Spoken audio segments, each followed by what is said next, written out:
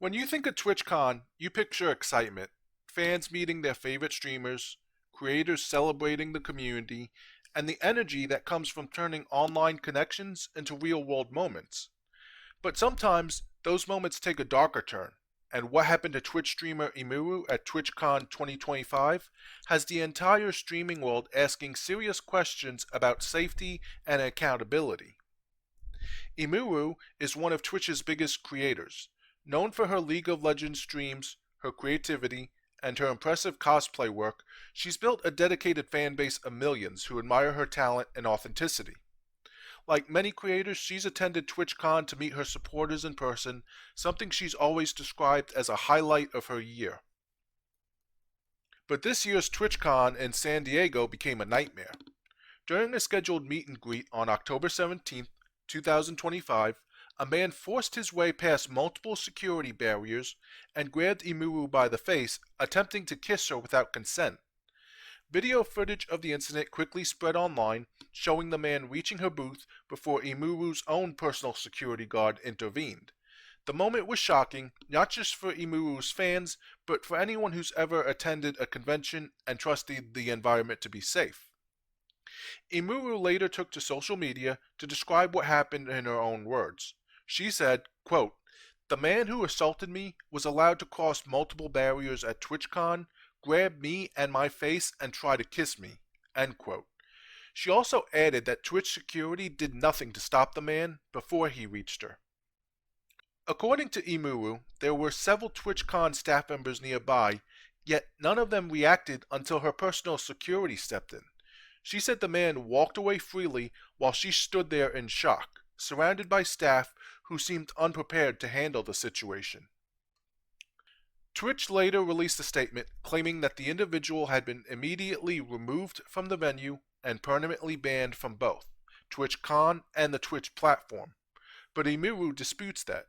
She called Twitch's statement a blatant lie, saying the man was not detained or removed right away, and that her team had to push for action hours later. For Emiru, this wasn't just an isolated incident. It was a wake-up call about how vulnerable creators can be, even in controlled public settings. The fallout from this event has reignited a broader conversation about safety for female creators, both online and at live conventions. Many streamers have shared similar experiences, incidents of stalking, harassment, and unsafe encounters with fans, saying that platforms like Twitch and event organizers are not doing enough to protect them.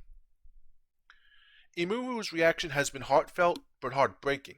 She said this will definitely be my last TwitchCon, citing how traumatizing and disappointing the experience was. And she's not alone. Several other creators have now said they're reconsidering attending future conventions unless significant safety reforms are made.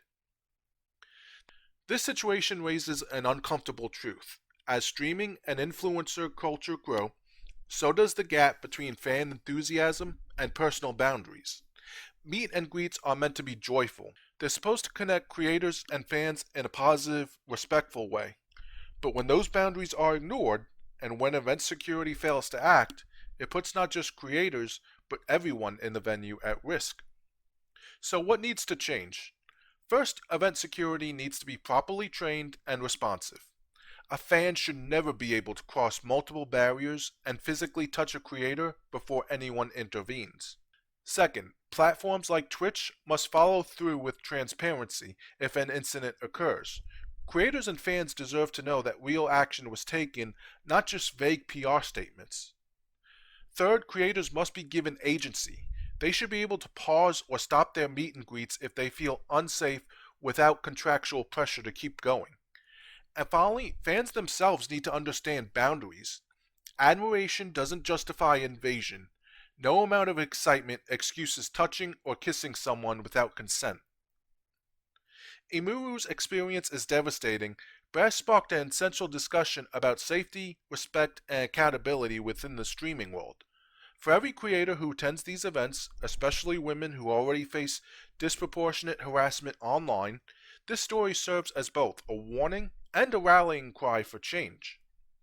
Because no streamer, no celebrity, and no person should ever have to fear for their safety at an event designed to celebrate them, the Emiru incident should have never have happened.